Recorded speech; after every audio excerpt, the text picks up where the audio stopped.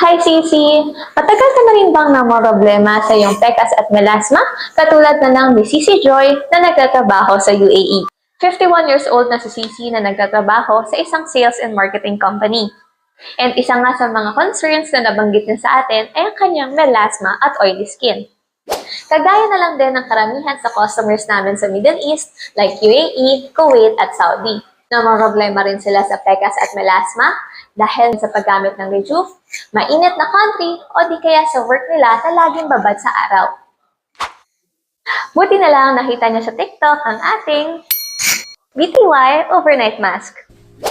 Nakita niya rin yung mga feedback ng iba't ibang customers natin sa ibang bansa. O di ba? Sobrang effective talaga. Meron tayong free shipping and cash on delivery sa buong UAE. Kaya i-repost mo na tong video na to at mag-check out ka na!